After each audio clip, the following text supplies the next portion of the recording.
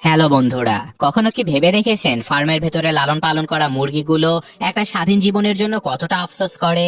সেই মুরগিগুলো নিজেদের জীবনটাকে উপভোগ করতে না পারার জন্য কতটা কষ্ট পায়।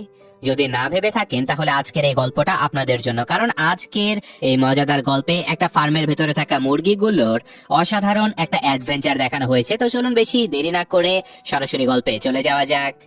গল্পের শুরুতে রকি নামের একটা মুরগি তার হবু বাচ্চা অর্থাৎ একটা ডিমের সাথে গল্প করতে থাকে যে অনেক বছর আগে তোমার মা এবং আমি দুজনেই একটা মুরগির ফার্মে জন্মগ্রহণ করেছিলাম। আমরা সেখানেই বড় হয়েছিলাম, কিন্তু তোমার মা ছিল প্রচন্ড স্বাধীনচেতা একটা মেয়ে। সে যেভাবেই হোক ওই ফার্ম থেকে বেরিয়ে একটা স্বাধীন জীবন যাপন করতে চেয়েছিল, তাই তোমার মা ফার্মের মুরগিগুলোকে একত্রিত করে পুরো ফার্মটাকে ধ্বংস করে দিয়ে সকল মুরগিগুলোকে সাথে করে নিয়ে পালিয়ে চলে আসে আজকের এই দ্বীপের মধ্যে। এখন আমাদের ছোট্ট একটা দ্বীপ দেখানো হয় যেখানে শত শত মুরগি একত্রে বসবাস করত। এখানে লিসা রকিকে বলতে থাকে যে তুমি আর কখনোই আমাদের বাচ্চাকে এইসব গল্প শোনাবে না, কারণ আমি চাই না আমাদের ভয়ঙ্কর অতীত সম্পর্কে আমাদের বাচ্চা কিছু জানতে পারুক। আমরা এতটা কষ্ট করেছি এই জন্যই যাতে আমাদের বাচ্চাকে এইসব কষ্ট না করতে হয়। তো কথাবার্তা শেষ করে তারা ঘরের ভেতরে আসলেই দেখতে পায় যে তাদের ডিমটা ফাটতে শুরু করেছে, আর সাথে সাথে ডিমের ভেতর থেকে একটা ছোট্ট মুরগির বাচ্চা বেরিয়ে আসে। বাচ্চাটাকে দেখে তার বাবা মা প্রচন্ড খুশি হয়ে যায়। শুধু তাই নয়, দ্বীপের সকলেই এই ছোট্ট বাচ্চাটার আগমনে প্রচন্ড খুশি হয়ে যায়। তারা সবাই মিলে বাচ্চাটার নাম রেখে দেয় মলি। আর এখন ধীরে ধীরে সবার সাথে খেলাধুলা করতে করতে মলি বড় হতে থাকে, আর মলির খেলাধুলা করার জিনিসপত্রগুলো দুটো ইঁদুর নদীর অপর পাশ থেকে সাপ্লাই দিত। এই দ্বীপের মধ্যে মলি ছিল প্রচন্ড চঞ্চল আর তার মায়ের মতোই স্বাধীন চেতা একটা বাচ্চা। সে নিজেও এই দ্বীপের বাইরের দুনিয়াটা দেখে প্রচন্ড কৌতূহলী হতে থাকে। সে তার মায়ের কাছে অনুরোধ করতে থাকে যে সে কি দ্বীপের বাইরে যাবে না কখনো। কিন্তু লিসা তার মেয়েকে বলে দেয় যে খবরদার মামনি, কখনোই এই দ্বীপ ছেড়ে বাইরে যাবার চেষ্টা করবে না। এই দ্বীপের ভেতরে আমরা যেমন জীবন যাপন করি, এমন একটা জীবন পাওয়া অনেক মুরগির কাছে একটা স্বপ্নের মতো।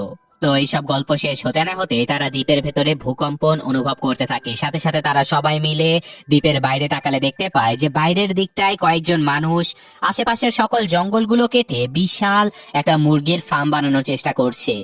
দ্বীপের ভেতরে থাকা মুরগিরা প্রচন্ড টেনশনে পড়ে যায়, কারণ তারা ভাবতে থাকে যে আজ নয়তো কাল নিশ্চয় মানুষেরা হয়তো তাদের কাছেও পৌঁছে যাবে। তাই এখন কি করা যায় এই ব্যাপারে আলাপ আলোচনা করার জন্য আজকে রাতের বেলা মুরগিরা সবাই মিলে একটা মিটিং ফিক্স করে। লিসার সাথে তার মেয়ে মলিও মিটিং এ যেতে চাইলে লিসা তার মেয়েকে বলে যে এইসব বড়দের কাজে তোমার কোনো দরকার নেই মামুনি, তুমি তোমার বাবার সাথে বাড়িতেই থাকো। এটা বলে সে তার মেয়েকে রকির কাছে রেখে মিটিং এ চলে যায়। আর যেহেতু লিসা এই দ্বীপের রানী ছিল, তাই সে সবাইকে বলে যেহেতু মানুষেরা দ্বীপের বাইরে পর্যন্ত এসে গেছে, তাহলে তারা আমাদের কাছেও পৌঁছে যেতে পারে। এই কথা শুনে উপস্থিত সকল মুরগিরা প্রচন্ড ভয় পেয়ে যায়, কিন্তু লিসা তাদেরকে বলে যে ভয়ের কোনো কারণ নেই, কারণ আমরা আমাদের দ্বীপটাকে এমন ভাবে সাজাবো যেন বাইরে থেকে দেখে কেউ বুঝতেই না পারে যে এখানে কিছু আছে। এইসব কথাবার্তার অপরদিকে রকি তার মেয়ের সাথে তার স্ত্রী লিসার সেই সাহসিকতার গল্প করতে থাকে যে কিভাবে মলির মা তাদের সবাইকে নিয়ে একটা ফার্ম থেকে পালিয়ে এখানে এসেছিল। তো যাই হোক, ততক্ষণে লিসা দ্বীপের সকল মুরগিদেরকে সাথে করে নিয়ে এই সম্পূর্ণ দ্বীপটাকে লতা পাতা দিয়ে ঢেকে ফেলেছিল। কিন্তু তারপরেও সকালবেলা মলি দ্বীপের বাইরে তাকাতেই সে একটা ট্রাক দেখতে পায়, যে ট্রাকে একটা বাকেটের ভেতরে একটা মুরগি প্রচন্ড হাসি খুশি অবস্থায় বসেছিল। মলি ভেবেছিল যে মুরগিটা হয়তো সেই বাকেটের ভেতরে অনেক খুশি আছে, কিন্তু বাস্তবে সেই মুরগিগুলোর মাংস বাকেটের ভেতরে পপকর্ন আকারে বিক্রি করা হতো। লিসা তার মেয়েকে এমন ভয়ঙ্কর কথা একদমই বলতে পারছিল না, কিন্তু মলি যেভাবেই হোক দ্বীপের বাইরে গিয়ে সেই বাকেটের ভেতরে বসতে চাচ্ছিল। তার বাবা মা তাকে অনেক বোঝানো সত্ত্বেও মলি বলতে থাকে যে মা, তুমি নিজে এতটা সাহসী আর স্বাধীন চেতা ছিলে, তাহলে আমি কিভাবে এই দ্বীপের ভেতরে বন্দী হয়ে থাকবো বলো? আমিও তো তোমারই সন্তান। তুমি যদি একটা ফার্মের ভেতর থেকে সবাইকে পালিয়ে নিয়ে আসতে পারো, তাহলে আমি কেন দ্বীপের বাইরে যেতে পারবো না? এই কথা শুনে লিসা প্রচন্ড অবাক হয়ে যায়, আর সে রকির উপরে প্রচন্ড রেগে যায়, কারণ সে কখনোই চাইতো না যে তার মেয়ে তার ব্যাপারে এসব কথা কখনো জানতে পারুক। কিন্তু ততক্ষণে দ্বীপের বাইরে যেতে না দেবার কারণে মলি রেগে মেগে সেখান থেকে চলে যায়। আর সেদিন রাতে মলি এই দ্বীপ থেকে পালিয়ে বাইরে চলে যায়। যদিও দ্বীপের ভেতরের সকল মুরগিগুলো চিৎকার করে মলিকে খোঁজাখুঁজি করতে শুরু করে দেয়, কিন্তু তারা কোথাও মলিকে খুঁজে পায় না। এদিকে মলি ঝাউ জঙ্গল পেরিয়ে দ্বীপের বাইরে একটা রাস্তার কাছে পৌঁছে গিয়েছিল। আর তখনই সে তার সামনে একটা ট্রাক দেখতে পায়। কিছু বুঝে ওঠার আগেই সে ট্রাকের নিচ থেকে তাকে বাঁচিয়ে নেয় ফ্রিজেল নামের আরেকটা মুরগি। আসলে এই মুরগিটাও মলির মতোই কম বয়সী ছিল, আর সে নিজেও স্বাধীন হবার জন্য নিজের বাড়ি থেকে পালিয়ে এসেছিল। তারা দুজনেই সেই ট্রাকের পিঠে হাসি খুশি মুরগিটাকে দেখে ট্রাকের ভেতরে যাবার জন্য বেরিয়ে পড়েছিল। তো যথারীতি তারা দুজনেই সেই ট্রাকের পিছু পিছু যেতে থাকে সেই বাকেটের খোঁজ করার জন্য। আর এদিকে রকি এবং লিসা দুজনেই নদী পেরিয়ে আসছিল তাদের মেয়েকে খোঁজার জন্য, কিন্তু ততক্ষণে মলি এবং ফ্রিজেল দুজনেই সেই ট্রাকটার দেখা পেয়ে গিয়েছিল। তারা সেখানে সেই ট্রাকের ড্রাইভারকেও দেখে ফেলে। ফ্রিজেল মলিকে বলতে থাকে যে তুমি তো আজকের আগে কখনো মানুষ দেখোনি, তাই না? আমি যে ফার্মে থাকতাম সেখানে মানুষ থাকতো। মানুষগুলো আসলে অনেক বোকা, তারা সবসময় আমাদেরকে খাবার দিত, আমাদের পরিষ্কার পরিচ্ছন্ন রাখতো, একদম আমাদের চাকরের মতো ছিল তারা। তো চলো এখন এই মানুষের সাথে আমরা সেই বাকেট অবধি যাই। এটা বলে ফ্রিজেল এবং মলি দুজনেই সেই মানুষের হাতে ধরা দিয়ে দেয়। আর ততক্ষণে লিসা এবং রকি দুজনেই দেখতে পায় যে তাদের মেয়েকে ট্রাকের ভেতরে করে ধরে নিয়ে যাওয়া হচ্ছে।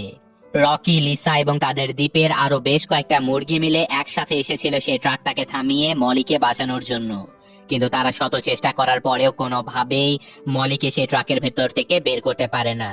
আর এখন দ্বীপের মুরগিগুলো দেখতে পায় যে এই ট্রাকটা বিশাল বড় একটা হাইটেক নিরাপত্তা যুক্ত ফার্মের ভেতরে মুরগিগুলোকে নিয়ে যাচ্ছে। দ্বীপের মুরগিগুলো সবাই অবাক হয়ে ভাবতে থাকে যে তারা এত নিরাপত্তার ভেতর থেকে মলিকে কিভাবে বাঁচাবে। কিন্তু তখনই লিসা বলতে থাকে যে গতবার আমরা একটা নিরাপত্তাযুক্ত ফার্মের ভেতর থেকে পালিয়ে গিয়েছিলাম, আর এবার আমরা একটা নিরাপত্তাযুক্ত ফার্মের ভেতরে ঢুকবো।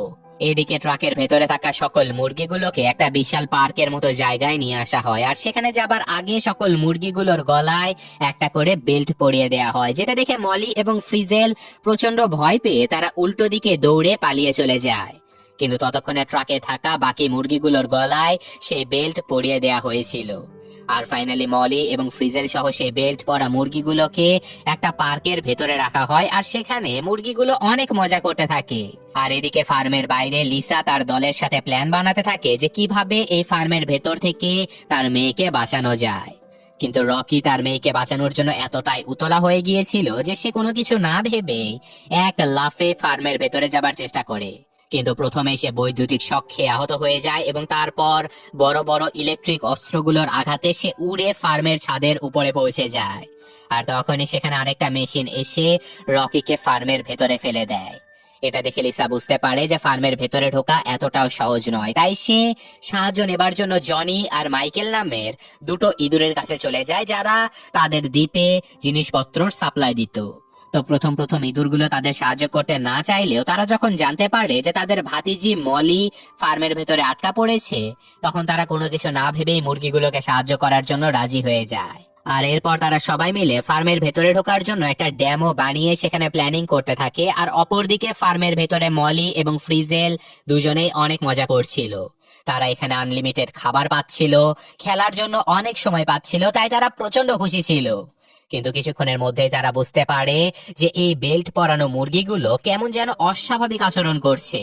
মলি এবং ফ্রিজেল দুজনে অবাক হয়ে যায় মুরগিগুলোর এমন পাগলের মতো অবস্থা দেখে। কিন্তু তখনই মলি এবং ফ্রিজেলকে সিসিটিভি ক্যামেরার মাধ্যমে ডক্টর নোবেল দেখে ফেলে। আসলে এই ফার্মটা ডক্টর নোবেলেরই ছিল, আর তিনি এই মুরগি দুটোর গলায় বেল্ট না দেখে অবাক হয়ে গিয়েছিল। আর অপরদিকে ফার্মের বাইরে দ্বীপের সকল মুরগিগুলো চলে এসেছিল ফার্মের ভেতরে ঢোকার জন্য। তারা প্রথমে একজন দারোয়ানকে সেখান থেকে উড়িয়ে দেয় এবং তারপর ইঁদুরগুলো একটা তুলোর প্লেন বানিয়ে সিসিটিভি ক্যামেরাগুলো ব্লক করে দেয়। এরপর মুরগিগুলো সিকিউরিটি গার্ডগুলোর চোখ ফাঁকি দিয়ে এক এক করে ফার্মের ভেতরে ঢুকে পড়ে। আর ততক্ষণে ইঁদুর দুটো আকাশ থেকে নেমে পড়েছিল, কিন্তু তারা মুরগিগুলোর কাছে পৌঁছানোর আগেই রকির মতো একটা মেশিন এসে তাদেরকেও ভেতরে টেনে নেয়। আর এবার মুরগিগুলো সেখান থেকে ক্যামেরাটা নিয়ে বুদ্ধি করে একটা গার্ডের চোখের ছবি তুলে নিয়ে সেই ছবির মাধ্যমে আইরিশ স্ক্যান করে ফাইনালি চুপি চুপি সেই ফার্মের ভেতরে ঢুকে পড়ে। আর ওদিকে সেই ইঁদুর দুটো গর্তের ভেতরে থাকা রকির কাছে পৌঁছে গিয়েছিল। আর ওদিকে মলি বুঝতে পেরেছিল যে এখানে থাকা সকল মুরগিগুলো যেন পাগল হয়ে গেছে। সে ফ্রিজেলের সাথে এইসব ব্যাপারে গল্প করতে থাকে, আর তখনই সেখানে ডক্টর নোবেল পৌঁছে যায় মুরগিদের জামা কাপড় পরে। তিনি মলিকে ধরতে না পারলেও ফ্রিজেলকে ধরে নিয়ে সেখান থেকে চলে যায়। ডক্টর ফ্রিজেলের গলাতেও একটা বেল্ট পরিয়ে দেয়, আর সাথে সাথে ফ্রিজেল নিজেও পাগল হয়ে যায়। মলি ফ্রিজেলকে বোঝানোর অনেক চেষ্টা করে, কিন্তু সে কোনোভাবেই ফ্রিজেলকে আর সুস্থ করতে পারছিল না। মলি তার প্রিয় বান্ধবীর এমন অবস্থা দেখে প্রচন্ড রেগে গিয়েছিল। সে এখন ফ্রিজেলকে বাঁচানোর জন্য তাকে কথা দিয়ে সেখান থেকে বেরিয়ে পড়ে এই ফার্মের ভেতরে যাবার জন্য। এদিকে ফার্মের ভেতরে ডক্টর জানতে পারে যে তার সাথে আজকে তার ক্লায়েন্ট স্যার ইটেলট নামের একটা রেস্টুরেন্টের মালিক দেখা করতে এসেছিল। ডক্টর সেই লোকটাকে সাথে করে নিয়ে মুরগিগুলোর ব্যাপারে আলোচনা করার জন্য একটা ঘরের ভেতরে যেতে থাকে, আর ডক্টরের পেছনে পেছনে মলিও যেতে থাকে। ততক্ষণে আবার মলিকে খুঁজতে খুঁজতে সেখানে তার মা এবং আরো কয়েকটা মুরগি পৌঁছে গিয়েছিল। সাথে সাথে লিসা তার মেয়েকে বাঁচানোর জন্য কোনো রকমে মলির পেছনে পেছনে একটা ঘরের ভেতরে ঢুকে পড়ে, কিন্তু দুর্ভাগ্যবশত বাকি মুরগিগুলো বাইরেই থেকে যায়। আর তাদেরকে একটা গার্ড ধরতে চলে আসে, যেটা দেখে মুরগিগুলো বাধ্য হয়ে গার্ডের উপরে হামলা করে দেয়। এছাড়াও ততক্ষণে রকি এবং ইঁদুর দুটো মলিকে খুঁজতে বেরিয়েছিল, আর তারা ডাকটের ভেতর থেকে দেখতে পায় যে মলি তাদের নিচ দিয়ে হেঁটে যাচ্ছে। তারা সবাই মিলে মলিকে বাঁচানোর প্রাণপণ চেষ্টা করতে থাকে, আর অপরদিকে মলি ডক্টর এবং তার ক্লায়েন্টের সাথে তাদের সেই পার্সোনাল রুমের ভেতরে পৌঁছে গিয়েছিল। সেই রুমের ভেতরে ডক্টর তার ক্লায়েন্টকে একটা ভিডিও দেখাতে থাকে, যেখানে ডক্টর তার ক্লায়েন্টকে বোঝাচ্ছিল যে সাধারণ মুরগিগুলো মরার সময় সেগুলো ব্যথায় মাংসপেশিগুলোকে সংকুচিত করে ফেলে, যার ফলে মুরগির মাংসের স্বাদ অনেকটাই কমে যায়। তাই ডক্টর এমন একটা প্রযুক্তি আবিষ্কার করেছে যার ফলে সকল মুরগিগুলো মারা যাবার আগেও প্রচন্ড খুশি থাকবে, যার ফলে সেই মুরগির মাংসের স্বাদ অনেক বেশি হবে। এইসব কথা শুনে ডক্টরের ক্লায়েন্ট তাকে বলতে থাকে যে আপনি সত্যি সত্যি এমনটা করতে পারবেন। আর তখনই সেখানে একজন মহিলা এসে তাকে বলে যে এমনটা আমরা আগেও করেছি। আর এই মহিলা অন্য কেউ নয়, সে ছিল মিসেস রবিন, যার ফার্ম থেকেই মলির মা বাকি মুরগিগুলোকে নিয়ে পালিয়ে এসেছিল। যাকে দেখে লিসা প্রচন্ড ভয় পেয়ে যায়, তাই সে দ্রুত তার মেয়ের কাছে পৌঁছে যায় এবং তাকে নিয়ে এখান থেকে বেরিয়ে যাবার চেষ্টা করে। আর এদিকে মিসেস রবিন তার ক্লায়েন্টকে একটা মুরগির মাংস খাওয়ানোর জন্য রিমোটের মাধ্যমে একটা মুরগিকে সিলেক্ট করে সেটাকে যন্ত্রের মাধ্যমে মেরে সেই মুরগির মাংসের পপকর্ন বানিয়ে তার ক্লায়েন্টকে খাওয়াতে থাকে। যে পপকর্ন খেয়ে তাদের ক্লায়েন্ট বুঝতে পেরেছিল যে এই মুরগির মাংসের স্বাদ আসলে অনেক সুস্বাদু। তাই তিনি তাদেরকে বলে যে আগামীকাল সকালে তিনি এই হাসি খুশি মুরগিগুলোকে নেবার জন্য একটা ট্রাক পাঠিয়ে দেবে। এইসব কথা শুনে লিসা তার মেয়েকে নিয়ে এখান থেকে পালিয়ে যাবার চেষ্টা করে, কিন্তু মলি তার বান্ধবী ফ্রিজেলকে ছেড়ে কোনোভাবে এখান থেকে যেতে চাচ্ছিল না। এইসব ব্যাপার নিয়ে মা মেয়ে যখন ঝগড়া করছিল, তখনই মিসেস রবিন লিসাকে দেখে ফেলে। সাথে সাথে তিনি লিসাকে ধরে ফেলে আর বলতে থাকে যে তুই সেই মুরগিটা না যে আমার পূর্বের ফার্মটা ধ্বংস করে দিয়েছিলি? আমি তোর জন্য সব ধরনের খাবার, থাকার জায়গা সবকিছুর ব্যবস্থা করেছিলাম, তারপরেও তুই খুশি হতে পারিসনি, তাই না? এটা বলে তারা স্বামী স্ত্রী দুজনে লিসাকে বেঁধে তার গলায় সেই বেল্টটা পরিয়ে দেয়, কিন্তু সেই বেল্টের পাওয়ার ব্যবহার করা সত্ত্বেও লিসা কোনোভাবে পাগল হচ্ছিল না, যেটা দেখে ডক্টর নোবেল প্রচন্ড অবাক হয়ে যায়, কারণ তিনি এত শক্ত মস্তিষ্কের কোনো মুরগি আজ অব্দি দেখেননি। তাই রেগে মেগে মিসেস রবিন সেই মেশিনের পাওয়ার সম্পূর্ণ ফুল করে দেয়, কিন্তু প্রচন্ড কষ্ট পাওয়া সত্ত্বেও লিসা বাকি মুরগিগুলোর মতো পাগল হচ্ছিল না। আর তখনই লিসার এমন অবস্থা দেখে রকি সেই ইঁদুরগুলোর সাহায্যে কয়েকটা তার কেটে দেয়, যার কারণে মেশিনটা অকেজো হয়ে যায় এবং রকি তাদেরকে মেরে সেখানেই ফেলে দেয়। আর এই সুযোগে মলি সেখান থেকে তার মাকে নিয়ে পালিয়ে যাবার চেষ্টা করে, কিন্তু ততক্ষণে ফাইনালি লিসা পাগল হয়ে গিয়েছিল। এসব কিছু বলতে না বলতে তাদের সাথে দ্বীপের বাকি মুরগিগুলোর দেখা হয়ে যায়, আর তখনই তাদেরকে ধরার জন্য সেখানে একটা গার্ডও চলে আসে। কিন্তু ইঁদুরগুলো কৌশলে গার্ডের মাথায় স্টিলের একটা টুকরো ফেলে তাকে সেখানে অজ্ঞান করে দেয়। আর এখানে ইঁদুরগুলো মলিকে দেখে প্রচন্ড খুশি হয়ে গিয়েছিল। তারা যখন একে অপরের সাথে কথা বলছিল, তখনই আবার পাগল হয়ে লিসা একটা যন্ত্রের মাধ্যমে উপরের দিকে উঠে যেতে থাকে, যেটা দেখে তাকে বাঁচানোর জন্য বাকি সবাই সেই যন্ত্রের মাধ্যমে উপরে উঠতে থাকে। আর এখানেই একটা মুরগি স্ক্রুড্রাইভারের মাধ্যমে লিসার গলার সেই বেলটা খুলে ফেলে, কিন্তু ততক্ষণে তারা সবাই বিশাল বড় একটা ভুট্টার বাংকারের ভেতরে পড়ে গিয়েছিল, আর লিসারও জ্ঞান ফিরে এসেছিল। কিন্তু এবার তারা এখান থেকে বের হবার আর কোনো রাস্তা পাচ্ছিল না। কিন্তু তখন এই বাংকারের উপরে একটা টানেলের ভেতর দিয়ে সেখানে রকি এসে হাজির হয়, আর সে নিজেও তাদেরকে বাঁচানোর জন্য কোনো কিছু না ভেবে সেই ট্যাঙ্কের ভেতরে লাফিয়ে পড়ে। আর রকির এমন বোকামো কাজ দেখে বাকি সকল মুরগিরা তার উপরে প্রচন্ড হতাশ হয়ে যায়, কারণ এখান থেকে বের হবার আর কোনো রাস্তাই ছিল না তাদের কাছে। সবার এমন অবস্থা দেখে মলি তাদের কাছে ক্ষমা চাইতে থাকে। সে বলতে থাকে যে আজকে আমার জন্যই তোমাদের এই অবস্থা হয়েছে, তাই না? আমাকে ক্ষমা করে দিও।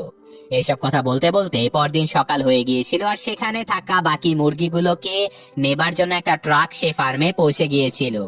আর এখন মুরগিগুলোকে ট্রাকে তোলার আগে শেষবারের মতো খাবার দেবার জন্য এই বাংকার থেকে ভুট্টাগুলো বের করা হতে থাকে, যেটা দেখে বাংকারের ভেতরে থাকা মুরগিগুলো প্রচন্ড ভয় পেয়ে যায়। আর তারা এখন এখান থেকে বের হবার জন্য সূর্যের তাপের মাধ্যমে এই ভুট্টাগুলো সব পপকর্নে পরিণত করতে থাকে, যার ফলে পপকর্ন তৈরি হতে হতে সবাই সে বাংকার বিস্ফোরণের মাধ্যমে বাইরে বেরিয়ে আসে।